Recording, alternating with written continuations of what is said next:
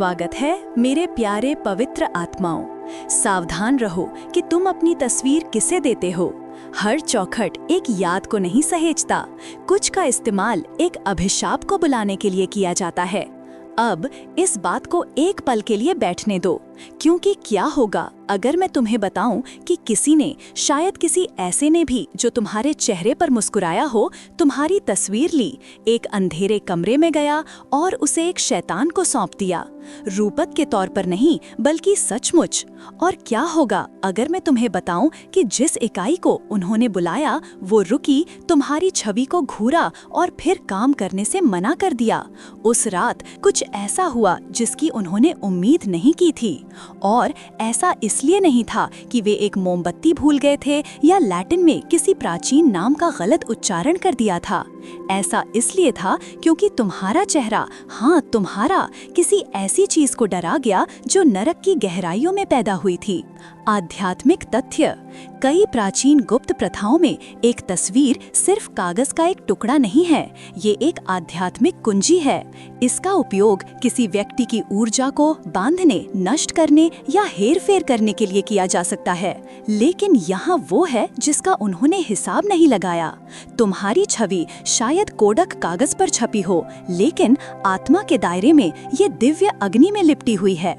और चलो ईमानदार रहें, उन्होंने सच में सोचा था कि वे तुम्हारी तस्वीर को किसी बकरे के खून के शोरबे में डाल देंगे, 3 धूल भरे अक्षरों का जाप करेंगे और ईश्वर के एक बच्चे को नष्ट कर देंगे। कृपया, ये हैरी पॉटर नहीं है प्रिया, ये स्वर्ग का चुना हुआ है।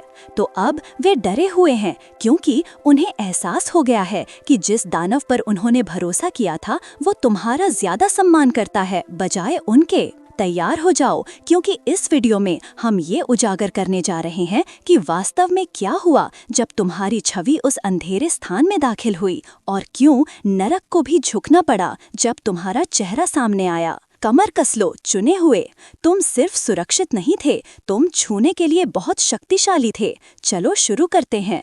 पहली बात, शैतान ने काम को अस्वीकार कर दिया क्योंकि उसने तुम पर ईश्वर का निशान देखा। उन्होंने तुम्हारी तस्वीर एक शैतान को ये सोचकर सौंपी कि ये एक आसान काम होगा। उनके दिमाग में ये सिर्फ एक अनुष्ठान था, तुम्हें चुप कराने, तुम्हें रोकने, तुम्हें निचोड़ने या तुम्हें नष्ट करने का एक शॉर्टकट। लेकिन जो उन्होंने उम्मीद नहीं की थी वो थी नरक से ही प्रतिरोध। शैतान ने तुम्हारी छवि को देखा और पीछे हट गया, इसलिए नहीं कि वो दयालु महसूस कर रहा था, इसलिए नहीं कि उन्होंने अनुष्ठान गलत किया था, बल्कि इसलिए क्योंकि बुराई भी जानती है कि वो कब अपनी सीमा से बाहर है।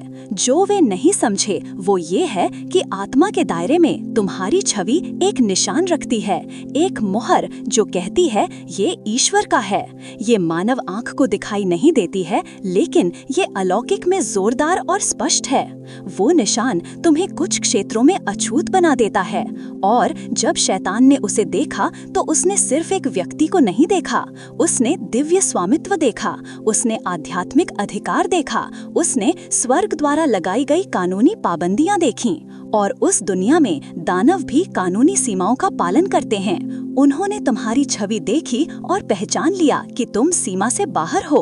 उन्होंने उस आत्मा से आज्ञाकारिता की उम्मीद की थी, लेकिन इसके बजाय उन्हें हिचकिचाहट, भ्रम, इनकार मिला, क्योंकि तुम उसे शाप नहीं दे सकते जिसे ईश्वर ने अपना दावा किया है, और तुम निश्चित रूप से उसे नष्ट नहीं कर सकते जिसे पीड़ा, अलगाव और अग्नि के माध्यम से शुद्ध किया गया है। दुश्मन ने वो देखा जिसे उन्होंने नजरअंदाज कर दिया था कि तुम सिर्फ सुरक्षित नहीं हो, तुम अभिषिक्त हो, और इसमें बहुत बड़ा अंतर है। उन्होंने सोचा कि तस्वीर ने उन्हें तुम पर शक्ति दी, लेकिन इसने सिर्फ उनकी अज्ञानता को उजागर किया। उन्होंने आध्यात्मिक को उसके कानूनों को समझे बिना हेरफेर करने की कोशिश की। उन्होंने उस वजन को कम आंका जो तुम ढोते हो। उनके लिए तुम सिर्फ क्षमता वाले कोई व्यक्ति हो, लेकिन आत्मा के दायरे में तुम एक चलता फिरता हथियार हो जिसे परीक्षणों द्वारा गढ़ा गया है और दिव्य हाथों द्वारा अनुभवी बनाया गया है। तुम उन हमलों से बची हो जिनका वे नाम भी नहीं ले सकते। तुम्हें उन शक्तियों द्वारा जीवित रखा गया है जिनके अस्तित्व पर वे विश्वास नहीं करते। शैतान ने काम को अस्वीकार कर दिया क्योंकि वो जानता था जो वे नहीं जानते थे। तुम्हें छूने के परिणाम होते ईश्वर के चुने हुए के साथ छेड़छाड़ करने के दंड हैं, और ये एक दानव का डर नहीं था, ये एक दानव की बुद्धिमत्ता थी। ये पीछे हट गया क्योंकि ये कुछ ऐसा जानता था जो वे नहीं जानते थे। तुम्हें नुकसान पहुंचाना सिर्फ अवज्ञा नहीं थी, ये आत्महत्या थी। और अब वे चकित हैं क्योंकि जिस इकाई पर उन्होंने तुम्हें बर्बाद करने का भरोसा किया था, उसने तुम्हारी तस्वीर देखी और भाग गई। इसलिए क्योंकि उन्होंने क्या किया, बल्कि इसलिए कि तुम कौन हो। दूसरी बात, उन्होंने सोचा कि एक तस्वीर दिव्य अधिकार क्षेत्र को दरकिनार कर सकती है। उन्होंने सोचा कि सिर्फ एक तस्वीर ही काफी है, जैसे कि तुम्हारी छवि को पकड़ना, कुछ मोमबत्तियां जलाना और एक मंत्र का पाठ करना तुम्हारे जीवन पर ईश्वर के अधिकार को खत्म कर देगा। जो वे नहीं समझे वो ये है कि आध्यात्मिक क्षेत्र फिल्मों या उस विकृत सलाह की तरह काम नहीं करता जो उन्हें किसी काले जादूगर से मिली थी। आत्मा में एक पदानुक्रम है, एक आदेश श्रृंखला है, और सिर्फ इसलिए कि उन्होंने कुछ शुरू किया इसका मतलब ये नहीं है कि इसे काम करने के लिए कभी मंजूरी दी गई थी। कानून है, यहाँ तक कि अंधेरे में भी। और सबसे बड़ा ये है, दिव्य अधिकार क्षेत्र हर चीज पर हावी है। उन्होंने मान लिया कि तुम्हारी छवि का कब्जा उन्हें नियंत्रण देता है, कि ये तुम्हारी आत्मा की चाबी रखने जैसा था। लेकिन हकीकत में वे कुछ ऐसा पकड़े हुए थे जिसे छूने की उन्हें कोई मंजूरी नहीं थी। वो तस्वीर सिर्फ एक ट्रिगर थी, अनुमति पत्र नहीं। ईश्वर ने कभी भी उनकी पहुंच को अधिकृत नहीं किया। इसलिए भले ही उन्होंने सोचा कि वे शक्ति में चल रहे हैं, वे वास्तव में अतिक्रमण कर रहे थे। और आध्यात्मिक क्षेत्र में अतिक्रमण की एक कीमत होती है। उन्होंने इसे एक सूत्र की तरह लिया, जैसे कि तुम्हारा जीवन कदम अ, ब और स के माध्यम से बंद किया जा सकता है। लेकिन तुम्हारा जीवन कोई सूत्र नहीं है, ये एक दिव्य अनुबंध है। स्वर्ग ने तुम्हारा नाम एक समय रेखा में उद्देश्य, सुरक्षा और समय के साथ लिखा है। इसलिए जब उन्होंने तुम्हारी तस्वीर को एक राक्षसी प्रक्रिया में खींचकर उस सब को दरकिनार करने की कोशिश की तो पूरी चीज बिखर गई। इसलिए नहीं कि ये नकली थी, बल्कि क्योंकि स्वर्ग ने इसे द्वार पर ही रोक दिया। उनमें से कुछ तो नाराज भी हो गए, भ्रमित हो गए। ये काम क्यों नहीं किया? तुम क्यों नहीं ढही? तुम्हारा पैसा क्यों नहीं सूखा? तुम्हारा स्वास्थ्य क्यों नहीं बिगड़ा? तुम्हारा दिमाग क्यों नहीं टूटा? क्योंकि अनुष्ठान सिर्फ अधूरा नहीं था, ये अनधिकृत था। वे ईश्वर की इच्छा को ध्यान में रखना भूल गए थे, और तुम्हारे बारे में ईश्वर की इच्छा ने कहा, पहुंच अस्वीकृत। वह तस्वीर उनके खिलाफ सबूत बन गई, तुम्हारे खिलाफ एक उपकरण नहीं। उन्हें शक्ति नहीं मिली, उन्होंने परिणाम शुरू कर दिए। उन्होंने कुछ ऐसा जगा दिया जिसे वे वापस नहीं भेज सकते थे, और अब वे सदमे में हैं, सोच रहे हैं कि उनके आसपास सब कुछ गलत क्यों हो रहा है। ये महसूस किए बिना कि उन्होंने किसी पवित्र चीज को छुआ और एक ऐसी नियति को फिर से लिखने की कोशिश की जिसे संपादित करना उनका काम नहीं था। वे नियंत्रण के लिए शैतान के पास गए, लेकिन इसके बजाय वे उजागर हो गए। तीसरी बात, तुम्हें नुकसान पहुंचाने के लिए सौंपी गई आत्मा तुम्हारे भीतर के ईश्वर की पूजा करने लगी। जिस पल तुम्हारी तस्वीर उस वेदी पर पड़ी, कुछ अजीब हुआ। उन्होंने सोचा कि वे तुम्हें नष्ट करने के लिए शक्ति बुला रहे हैं, लेकिन कमरे में ऊर्जा बदल गई, विनाश की ओर नहीं बल्कि श्रद्धा की ओर। जिसे बुलाया गया था उस दानव ने वैसी प्रतिक्रिया नहीं दी जैसी उन्होंने उम्मीद की थी। वह क्रोधित नहीं हुआ, उसने हमला नहीं किया, वह जम गया, क्योंकि जो उसके सामने खड़ा था वह सिर्फ एक छवि नहीं थी। ये किसी ऐसे व्यक्ति का प्रतिबिंब था जिसे वो याद करता था, पृथ्वी से नहीं बल्कि स्वर्ग की परिषद से। वे तुम्हारी तस्वीर को अधीनता की उम्मीद में लाए थे, लेकिन जो सामने आया वह भ्रम था। जिस इकाई को उन्होंने बुलाया उसने एक शिकार को नहीं देखा, उसने एक पात्र को देखा, एक ऐसा पात्र जो किसी ऐसी शक्ति का था जो उनकी किसी भी शक्ति से ऊंचा था। तुम्हारे जीवन पर उपस्थिति ने कुछ प्राचीन को ट्रिगर किया, उस तरह की ऊर्जा जिसके साथ नरक नहीं खेलता है। जिसे उन्होंने तुम्हें नुकसान पहुंचाने के लिए बुलाया था वह पीछे पीछे हटने लगा। इसलिए नहीं कि वह तुम्हें नहीं देख सकता था, बल्कि इसलिए क्योंकि उसने तुम्हें बहुत ज्यादा देख लिया। उसने पवित्रता देखी, उसने कृपा देखी, उसने प्रकाश देखा जो इस दुनिया से नहीं आता है। उस पल ने सब कुछ उजागर कर दिया। यहाँ तक कि दानन ने भी महसूस किया कि उसे दिव्य कानून के खिलाफ जाने के लिए कहा जा रहा है, और वह नहीं चाहता था। इसलिए नहीं कि वह धार्मिक है, बल्कि इसलिए क्योंकि वह परिणाम जानता है। आध्यात्मिक सीमाएं हैं जिन्हें वह पार नहीं करेगा। कुछ लोग तो ये भी नहीं जानते हैं। वे सोचते हैं कि दानव बस जंगली और आजाद काम करते हैं, लेकिन बुराई भी अधिकार का सम्मान करती है जब वह वास्तविक होता है। और तुम चुने हुए वास्तविक अधिकार रखती हो। भले ही तुम इसका दिखावा न करो, भले ही तुम अपने बुलावे के पूरे दायरे से अनजान हो, तुम्हारी आत्मा अभी भी स्वर्ग के हाथ का वजन रखती है। वे प्रतिक्रिया से भ्रमित थे। अनुष्ठान शांत हो गया, कमरा भारी हो गया, शक्ति से नहीं बल्कि डर से, क्योंकि जो उन्होंने उस पल में देखा वह कमजोरी नहीं थी, ये उपस्थिति थी। दानव नहीं हिलेगा, वह नहीं बोलेगा, वह कार्य नहीं करेगा, क्योंकि तुम्हें छूना उस एक के खिलाफ विद्रोह करना होता जिसके साथ तुम चलती हो। उन्होंने उम्मीद की थी कि तुम आध्यात्मिक रूप से नग्न, उजागर, आसानी से प्रभावित होने वाली होगी, लेकिन जो सामने आया वह कवच था, जो वापस घूर रहा था वह प्रकाश था, और दुश्मन ने इसे पहचान लिया। वह बेहतर जानता था। उसने काम को अस्वीकार कर दिया, और उस इनकार ने उन्हें किसी भी चीख या हमले से ज्यादा हिला दिया, क्योंकि अब वे जानते हैं कि शैतान भी तुमसे समस्याएं नहीं चाहता है। चौथी बात, वे नहीं जानते थे कि तुम्हारी छवि एक भविष्यवाणिक आवेश रखती है। उन्हें एहसास नहीं था कि जब उन्होंने तुम्हारी तस्वीर पकड़ी तो उन्होंने क्या पकड़े हुए थे। उनके लिए ये सिर्फ एक तस्वीर थी, कागज और स्याही, लेकिन आत्मा में ये दिव्य कोड, पैतृक वादों और भविष्यवाणिक निर्देशों से भरा हुआ दस्तावेज था।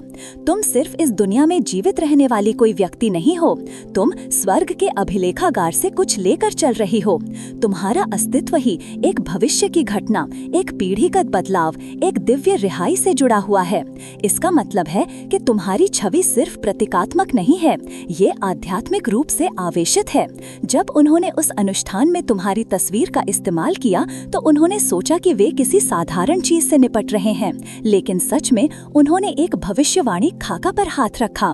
उसी तरह जैसे प्राचीन काल में एक मोहरबंद चर्म पत्र को सिर्फ सही अधिकार द्वारा ही खोला जा सकता था, तुम्हारी छवि एक ऐसी आवृत्ति रखती है जिसे सिर्फ ईश्वर को ही खोलने का अधिकार है।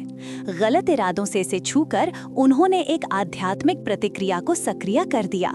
इसलिए नहीं कि वे कौन है, बल्कि इसलिए कि तुम क्या रखती हो। एक कारण है कि कुछ लोगों को तुम्हें नुकसान पहुंचाने की कोशिश करने के बाद अचानक हानि, भ्रम या अराजकता का सामना करना पड़ता है। ये हमेशा एक जवाबी अभिशाप या बदले के कारण नहीं होता है। ये अक्सर इसलिए होता है क्योंकि निर्णय स्वचालित रूप से उस क्षण शुरू हो गया था जब उन्होंने पवित्र क्षेत्र में हस्तक्षेप किया था। तुम्हारा जीवन एक समय रेखा पर है जिसे पूरा किया जाना चाहिए, और जब कोई उसे बाधित करने की कोशिश करता है तो आध्यात्मिक क्षेत्र तुरंत प्रतिक्रिया देता है। इसलिए नहीं कि तुम अपनी ताकत में अछूत हो, बल्कि इसलिए क्योंकि ईश्वर अपने वचन को व्यर्थ नहीं जाने देगा और तुम उस वचन का हिस्सा हो। भौतिक में तुम्हारा चेहरा हर किसी की तरह दिख सकता है, लेकिन आत्मा में ये काम का एक निशान है। तुम्हारी तस्वीर में तुम्हारी छवि से ज्यादा है। ये तुम्हारे बुलावे का सबूत रखती है। इसलिए जब उन्होंने तुम्हें बांधने के लिए इसका इस्तेमाल करने की कोशिश की तो उन्होंने वास्तव में खुद को उन्हीं शक्तियों के सामने उजागर कर दिया जिन्हें वे हेरफेर करने की उम्मीद कर रहे थे। आध्यात्मिक क्षेत्र अनुष्ठानों से प्रभावित नहीं होता है, ये अधिकार पर प्रतिक्रिया देता है, और इस मामले में तुम्हारा अधिकार उनके अधिकार से ऊंचा था। जिसे उन्होंने एक निशाना सोचा था वो वास्तव में एक चेतावनी संकेत था। तुम्हारी छवि एक दिव्य अलार्म प्रणाली के साथ आई। उन्होंने ये सोचकर इसे छुआ कि वे पहुंच प्राप्त कर रहे हैं, लेकिन उन्होंने सिर्फ किसी पवित्र चीज में सेंध लगाई, और स्वर्ग इसे हल्के में नहीं लेता है। पांचवी बात, आत्मा में तुम्हारा चेहरा आग से ढका है, मांस से नहीं। उन्होंने तुम्हारा चेहरा देखा और सोचा कि ये सिर्फ त्वचा, हड्डी और अभिव्यक्ति है, कुछ साधारण, कुछ मानवीय। लेकिन जो वे नहीं देख सकते थे, जिसे उनकी आंखें पहचानने के लिए बहुत अंधी थीं, वो ये है कि आत्मा में तुम्हारा चेहरा आग से ढका है। सिर्फ कोई आग नहीं, बल्कि दिव्य अग्नि, उस तरह की जो टिमटिमाती नहीं है, उस तरह की जो बुझती नहीं है, उस तरह की जिसे परीक्षणों, युद्धों और दिव्य मुठभेड़ों के माध्यम से वहां रखा गया था। वो आग सजावट नहीं है, ये सुरक्षा है, ये अधिकार है, ये चेतावनी है। जब उन्होंने तुम्हारी तस्वीर ली और उसे अनुष्ठानों में इस्तेमाल करने की कोशिश की, तो उन्हें विश्वास था कि वे किसी कमजोर व्यक्ति से निपट रहे हैं। लेकिन तुम्हारे चारों ओर की आग ने एक अलग कहानी बताई। आध्यात्मिक क्षेत्र में तुम नरम नहीं हो, तुम उजागर नहीं हो, तुम ईश्वर की उपस्थिति से धधक रही हो। दानव तुम्हारे रूप या तुम्हारे व्यक्तित्व से नहीं, वे तुम्हारे अस्तित्व के चारों ओर जलने से पीछे हटते हैं। उसी तरह जैसे आग ने आदम और हव्वा को पतन के बाद अदन लौटने से रोका था, तुम्हारे चारों ओर की आग अंधेरे को तुम्हारी आत्मा तक पहुंचने से हमेशा रोकती है। उन्होंने सोचा कि उनका जादू चिपक जाएगा, उन्होंने सोचा कि ये उतरेगा, लेकिन ये सिर्फ विफल नहीं हुआ, ये जल गया। जिस क्षण उन्होंने अपना जाप शुरू किया, जिस क्षण उन्होंने वो पोर्टल खोला, जिस क्षण तुम्हारी छवि उस वेदी पर रखी गई, आत्मा में कुछ विस्फोट हो गया। इसलिए नहीं कि तुमने शारीरिक रूप से लड़ाई की, बल्कि इसलिए क्योंकि तुम्हारी आग हमेशा चालू रहती है। ये हमलों का इंतजार नहीं करती है, ये ब्रेक नहीं लेती है, ये सक्रिय, जीवित और भस्म करने वाली है। यही कारण है कि उनमें से कुछ ने तत्काल प्रतिक्रिया का अनुभव किया। जो धुआं उन्होंने सांस में लिया, जो बीमारी उसके बाद आई, जो बुरे सपने नहीं रुके हैं, उन्होंने सिर्फ तुमसे खिलवाड़ नहीं किया, उन्होंने पवित्र अग्नि से खिलवाड़ किया। उस तरह की आग अनुमति का इंतजार नहीं करती है, ये प्रतिक्रिया करती है, ये सुधारती है, ये झूठ, भ्रम और राक्षसी अनुबंधों को तुरंत जला देती है। उन्होंने खामोशी की उम्मीद की थी, लेकिन जो उन्हें मिला वो एक आध्यात्मिक विस्फोट था। वे नहीं जानते थे कि तुम एक जीवित वेदी के रूप में घूम रही थीं, पहले से ही जली हुई, पहले से ही संरक्षित, और अब वे डरे हुए हैं क्योंकि उन्होंने कुछ ऐसा छुआ है जिसे वे बुझा नहीं सकते। उन्होंने तुम्हें शाप देने की कोशिश की, लेकिन वे झुलस गए क्योंकि आत्मा में तुम मांस नहीं हो, तुम आग हो। छठी बात, उनका अनुष्ठान सिर्फ विफल नहीं हुआ, इसने उन्हें संगति से शापित कर दिया। जब उन्होंने तुम्हारी छवि ली और उसे अंधेरे को सौंप दिया, तो वे सिर्फ एक अनुष्ठान नहीं कर रहे थे, वे एक आध्यात्मिक अनुबंध में प्रवेश कर रहे थे। और चाहे वे इसे समझे हों या नहीं, आत्मा के दायरे में अनुबंध बाध्यकारी होते हैं। वे शर्तों, मांगों और परिणामों के साथ आते हैं। जिस क्षण उन्होंने तुम्हारा नाम, तुम्हारा चेहरा और तुम्हारी ऊर्जा को शामिल किया, उन्होंने अनजाने में किसी भी परिणाम के लिए एक कीमत चुकाने के लिए सहमति व्यक्त की। और जब परिणाम विफल हो गया, जैसा कि होना ही था, भुगतान अभी भी किया जाना था। यही वो हिस्सा है जिसे उन्होंने कभी नहीं देखा था। उन्हें विश्वास था कि अगर अनुष्ठान काम नहीं करता है तो ये बस चुपचाप हवा में फीका पड़ जाएगा। लेकिन जिस आत्मा को उन्होंने बुलाया, उसकी भावनाओं, इरादों या भ्रम की परवाह नहीं थी। वो परिणामों के लिए आई थी, वो एक लेन देन के लिए आई थी। और जब वो तुम तक नहीं पहुंच सकी, तो वो मुड़ी और अगली उपलब्ध भेंट की तलाश करने लगी। उन्हें जिस क्षण तुम्हारी छवि की पेशकश की गई, एक द्वार खोला गया। और एक बार जब आत्मा में एक द्वार खोला जाता है, तो उसे बंद करना हमेशा आसान नहीं होता है। ये आत्माएं दोस्ती या वफादारी पर काम नहीं करती हैं, वे विनिमय पर काम करती हैं। और एक चीज जिसकी वे हमेशा मांग करते हैं, वो है खून। इसलिए जब दानव ने महसूस किया कि वो तुम्हें नहीं छू सकता, तुम्हारी अपनी ताकत के कारण नहीं, बल्कि तुम्हारे जीवन के चारों ओर आध्यात्मिक सुरक्षा के कारण, उसे अभी भी मुआवजा की जरूरत थी। वो कर्ज चुकाया जाना था और वो उन्हीं से वसूलने आया जिन्होंने उसे बुलाया था। उनमें से कुछ अभी भी ये पता लगाने की कोशिश कर रहे हैं कि उस रात के बाद उनके जीवन में सब कुछ क्यों बिगड़ने लगा, उनकी नींद क्यों नहीं लौटी, वे अपने घर में छाया क्यों देखते हैं, उनकी आर्थिक स्थिति क्यों चरमरा रही है। वो बुरे भाग्य, बुरे समय या यहाँ तक कि एक दूसरे को दोष देते हैं, लेकिन मन ही मन उनकी आत्माएं सच्चाई जानती हैं। उन्होंने किसी बहुत पवित्र चीज के साथ छेड़खानी की, उन्होंने किसी ऐसे को नुकसान पहुंचाने की कोशिश की जो आध्यात्मिक रूप से नुकसान अनुष्ठान के लिए उपलब्ध नहीं था और अब वे एक ऐसे अनुष्ठान का वजन ढो रहे हैं जो एक अभिशाप में पलट गया। ये सिर्फ एक असफल प्रयास नहीं था, ये एक आध्यात्मिक समझौता था जो गलत हो गया और अब वे एक ऐसी शक्ति से बंधे हुए हैं जिसे वे नियंत्रित नहीं कर सकते हैं, सिर्फ इसलिए क्योंकि उन्होंने किसी ऐसे को छूने की कोशिश की जिसे छूने का उनका कोई काम नहीं था। अभिशाप तुमसे नहीं था, ये उसी अंधेरे से था जिस पर उन्होंने भरोसा किया था। सातवीं बात, अंधेरे में भी प्रोटोकॉल होता है और तुम नो टच सूची में हो। आध्यात्मिक क्षेत्र में एक क्रम है जिसके बारे में ज्यादातर लोग बात नहीं करते हैं। हर चीज जंगली और कानून रहित नहीं चलती है जैसा वे कल्पना करते हैं। अंधेरा भी नियमों के तहत काम करता है और सबसे बड़े नियमों में से एक है, जब तुम इसे देखो, आध्यात्मिक अधिकार को पहचानो। तुम चुने हुए सिर्फ जीवन से अनजाने में नहीं गुजर रही हो। अनदेखी दुनिया में तुम्हारी उपस्थिति जानी जाती है, तुम्हारी ऊर्जा चिन्हित है और तुम्हारा नाम नो टच सूची में है। तुम्हें आत्मा में बहुत पहले ही चिन्हित कर दिया गया था। तुम्हारी पूर्णता के कारण नहीं, इसलिए नहीं कि तुम कभी नहीं गिरी हो, बल्कि इसलिए कि तुम क्या होती हो। तुम्हें प्रकाश, रहस्य, दिव्य कार्य और पीढ़ीगत स्वतंत्रता ले जाने के लिए चुना गया था और ये ऑटोमेटिकली तुम्हें एक अलग स्तर की आध्यात्मिक सुरक्षा के तहत रखता है। उसे पहुंच से वंचित कर दिया गया, दया से नहीं, बल्कि इसलिए क्योंकि तुम्हारी नियति की समय रेखा जादू टोना या ईर्ष्या द्वारा शासित नहीं होती है, ये दिव्य समय द्वारा शासित होती है और ईश्वर के समय को मोमबत्तियों, श्रापों या सभाओं द्वारा ओवरराइड नहीं किया जा सकता है। ये मुहरबंद है। जो देरी तुमने महसूस की, आध्यात्मिक दबाव, अलगाव, वो सब उस स्वर्गीय जांच का हिस्सा था। ईश्वर तुम्हारे दिल की जांच कर रहा था, तुम्हारी सहनशक्ति की जांच कर रहा था, तुम्हारा मंच तैयार कर रहा था। और ठीक यही कारण है कि दुश्मन का काम आगे नहीं बढ़ सका। उन्होंने तुम्हें बाधित करने की कोशिश की जब ईश्वर तुम्हें प्रमोट कर रहा था, लेकिन ये विफल हो गया क्योंकि तुम्हारी फाइल पहले से ही स्वर्ग में खुली हुई थी।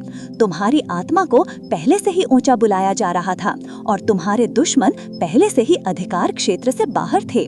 तुम्हारे खिलाफ मामला कभी भी एक मौका नहीं खड़ा कर सका क्योंकि स्वर्ग तुम्हारे पास पहले पहुंचा। 14वीं बात, अब वे उस शक्ति से डरते हैं। तुम दिखावा भी नहीं कर रहे थे। उन्होंने सोचा कि तुम एक आसान निशाना हो। उन्होंने तुम्हारी विनम्रता, तुम्हारी खामोशी, तुम्हारे अलगाव को इसे कमजोरी समझ लिया। उन्होंने मान लिया कि तुम्हें नहीं पता कि तुम्हारी पीठ के पीछे क्या किया जा रहा है, कि तुम सिर्फ एक और भोली आत्मा थी जो अंधेरे में स्थापित किए जा रहे आध्यात्मिक हमलों से अंधी घूम रही थी। जो उन्हें एहसास नहीं हुआ वो ये है कि तुम कभी शक्तिहीन नहीं थी। तुम्हें बस अपनी शक्ति दिखाने की जरूरत नहीं पड़ी। तुम कभी भ्रमित नहीं हुए थे। तुम्हें बस खुद को साबित करने की जरूरत नहीं पड़ी और तुम कभी अकेले नहीं थे। तुम बस उन तरीकों से सुरक्षित थे जिन्हें वे देख नहीं सकते थे। जब अनुष्ठान विफल हो गया तो ये सिर्फ उनके लिए निराशा नहीं थी, ये रहस्यवाद था। तभी पर्दा उठा, तभी उन्होंने देखा कि वे वास्तव में किससे निपट रहे हैं। तुमने पलटवार नहीं किया, तुमने जवाबी मंत्र नहीं फेंके, तुमने उस तरीके से बदला नहीं लिया जैसी उन्होंने उम्मीद की थी, लेकिन स्वर्ग ने किया, आध्यात्मिक क्षेत्र ने किया। तुम्हारे चारों ओर की सुरक्षा ने प्रतिक्रिया की और इसने कुछ ऐसा उजागर किया जिसे वे कभी देखने वाले नहीं थे। तुम्हारी सच्ची पहचान। वे सिर्फ विफलता से हैरान नहीं थे, वे परिणाम से भयभीत थे। उन छायाओं से जो उनका पीछा करती थीं, उन हमलों से जो वापस उछलते थे, उस खौफ की भावना जिसे वे समझ नहीं सकते थे, और उस पुष्टि ने किसी भी टकराव से ज्यादा नुकसान पहुंचाया। अब वे जानते हैं तुम वो औसत व्यक्ति नहीं थे जो उन्होंने सोचा था। तुम ढके हुए थे, तुम्हें रैंक दी गई थी, तुम्हें सील कर दिया गया था और उन्होंने एक ऐसी शक्ति को कुरेदा जिसे वे नियंत्रित नहीं कर सकते, बांध नहीं सकते और कभी भी उलट नहीं पाएंगे। चुने हुए, उन्हें कोई अंदाजा नहीं था कि वे किसमें कदम रख रहे हैं। उन्होंने सिर्फ एक व्यक्ति के साथ खिलवाड़ नहीं किया, उन्होंने सुरक्षा, उद्देश्य और भविष्य सूचक अग्नि की एक दिव्य प्रणाली को शुरू कर दिया, जिसे उन्होंने सिर्फ एक तस्वीर सोचा था, वो स्वर्ग की शक्ति के लिए एक पोर्टल बन गया। जिसे उन्होंने कमजोरी मान लिया था, वो स्वर्गदूतों द्वारा संरक्षित दिव्य प्रोटोकॉल से घिरा हुआ और स्वयं ईश्वर के सिंहासन द्वारा समर्थित एक आध्यात्मिक नो गो जोन निकला। उन्होंने उस अधिकार को कम आंका जो तुम रखते हो। वे नहीं जानते थे कि वही छवि जिसे उन्होंने तुम्हें शाप देने की कोशिश की थी, स्वर्ग की अदालत में उनके खिलाफ सबूत बन जाएगी। वे नहीं समझे कि आत्मा में तुम्हारी उपस्थिति प्राचीन, पवित्र और उन क्षेत्रों में पंजीकृत है जहां वे पहुंच नहीं सकते। तुम्हें मुट्ठियों या डर से लड़ने की जरूरत कभी नहीं थी। तुम्हारी आत्मा ने लड़ाई शुरू होने से पहले ही लड़ ली। तुम पहले से ही बचाव में थे, पहले से ही साफ थे, पहले से ही ढके हुए थे। और अब शैतान सिर्फ हटा नहीं, उसे काम से मना कर दिया गया। आत्माएं इसलिए नहीं भागी कि उन्होंने किसे बुलाया था, वे इसलिए भागी कि कौन आया। तुमने अपनी शक्ति का दिखावा नहीं किया, तुमने अपनी रैंक का खुलासा नहीं किया, स्वर्ग ने तुम्हारे लिए ये किया। और उस रहस्योद्घाटन ने किसी भी प्रतिशोध से ज्यादा गहरा डर पैदा किया। इसे एक अनुस्मारक होने दो। जब तुम्हें चुना जाता है तो लड़ाई कभी भी सिर्फ तुम्हारे बारे में नहीं होती है, ये तुम्हारे काम, तुम्हारे प्रभाव, तुम्हारे भविष्य के बारे में होती है। हमले व्यक्तिगत नहीं थे, वे रणनीतिक थे, लेकिन तुम्हारे चारों ओर की दिव्य सुरक्षा भी वैसी ही थी। उन्होंने तुम्हें नियंत्रित करने की उम्मीद में एक दरवाजा खोला, लेकिन इसके बजाय उन्होंने एक ऐसा गेट खोला जिसे वे झेल नहीं सके। तुम्हें सिर्फ बख्शा नहीं गया, तुम्हें आत्मा में सही ठहराया गया। उन्हें कांपने दो, उन्हें आश्चर्य करने दो, उन्हें उससे निपटने दो, क्योंकि तुम अछूते, अविचलित और उन्हीं शक्तियों द्वारा प्रवर्धित होकर आगे बढ़ रहे हो जिनसे वे तुम्हें चुप कराने की कोशिश कर रहे थे। अगर ये संदेश तुम्हारी आत्मा से बोला तो सिर्फ स्क्रॉल न करो, उस लाइक बटन को दबाओ, क्योंकि हर बार जब तुम ऐसा करते हो तो तुम सच्चाई को उन जगहों पर धकेलने में मदद कर रहे हो जहां इसे चुप करा दिया गया है। नीचे एक टिप्पणी छोड़ो, भले ही ये सिर्फ मैं चुना हुआ और ढका हुआ हूँ। दुश्मन को ये जानने दो कि तुम निर्भीकता से खड़े होने से नहीं डरते हो। इस वीडियो को किसी ऐसे व्यक्ति के साथ शेयर करो जिसे तुम जानते हो कि वो आध्यात्मिक हमले के अधीन है। उन्हें ये जानने दो कि वे पागल नहीं है, उन्हें बुलाया गया है। और अगर तुमने पहले से नहीं किया है तो उस सब्सक्रिप्शन बटन को दबाओ और अधिसूचना घंटी चालू करो, क्योंकि हर हफ्ते हम और गहरे और साहसी और ज्यादा अनअपोलोजेटिक हो रहे हैं कि अंधेरे से भरी दुनिया में चुने जाने का क्या मतलब है। तुम अकेले नहीं हो, तुम भूले नहीं हो, तुम सिर्फ सुरक्षित नहीं हो, तुम सशक्त हो। ये चैनल तुम्हारा आध्यात्मिक घर है, तो परिवार में स्वागत है। चलो एक साथ पढ़ते रहें।